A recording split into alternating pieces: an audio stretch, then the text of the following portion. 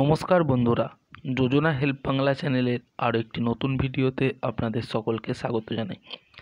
রাজ্য সরকার বলুন কিংবা কেন্দ্র সরকার বিভিন্ন সময়ে বিভিন্ন রকম বিমা, বিভিন্ন রকম আর্থিক সহায়তার মাধ্যমে জনগণকে সাহায্য করে থাকেন।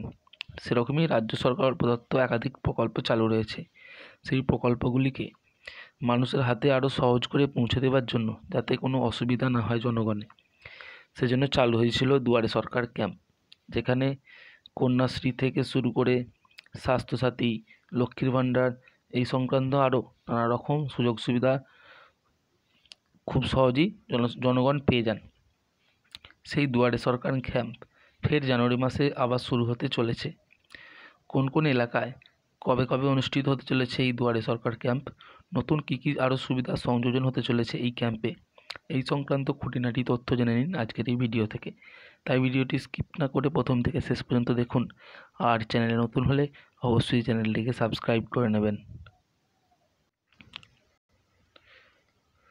আবারও শুরু হতে চলেছে পশ্চিমবঙ্গ সরকারের জনপ্রিয় কর্মসূচি দুয়ারে সরকার ক্যাম্প। গত সোমবার এক বিশেষ সরকারি প্রধান অনুষ্ঠানে মুখ্যমন্ত্রী মমতা বন্দ্যোপাধ্যায় এই ঘোষণা করেন।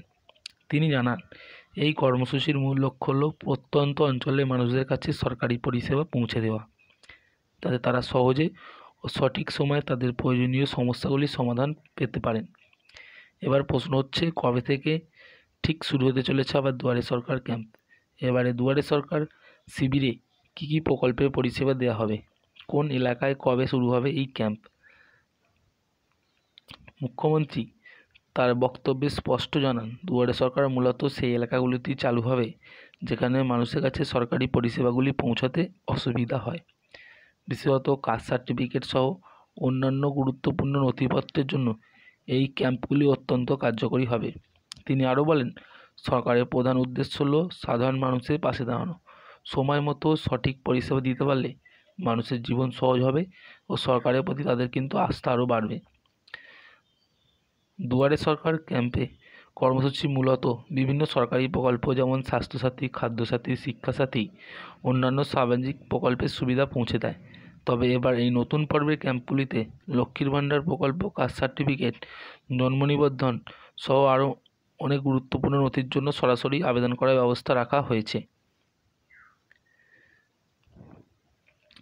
2025 সালের জানুয়ারি মাসের শেষ সপ্তাহ থেকে শুরু হয়ে এই ক্যাম্পগুলি ফেব্রুয়ারির প্রথম সপ্তাহ পর্যন্ত চলবে। তবে মুখ্যমন্ত্রী সতর্ক করেন যে ফেব্রুয়ারি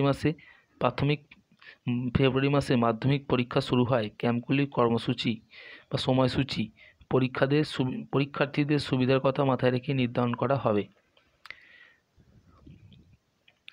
সন্দেশখালীর ঐতিহাসিক মাঠ থেকে মুখ্যমন্ত্রী স্থানীয় মানুষদের উদ্দেশ্যে বলেন, আপনাদের অধিকার আপনাদেরই, কোনো মিথ্যা প্রলোভনে ভুলবেন না। সরকার আপনাদের দরজায় পরিষেবা পৌঁছে দেবে। কোনো সমস্যা হলে সরাসরি আমাদের জানাবেন। তিনি আরও বলেন, সন্দেশখালীর মানুষ আমি ভারতবর্ষকে 1 নম্বরে দেখতে চাই। তাদের মেধা ও পরিশ্রম সারা বিশ্বকে পথ দেখাবে। মুখ্যমন্ত্রীর ঘোষণা অনুযায়ী এই পর্বের দুয়ারে সরকার শুধুমাত্র নির্দিষ্ট প্রত্যন্ত এলাকাগুলোর জন্যই চালু রাখা হচ্ছে।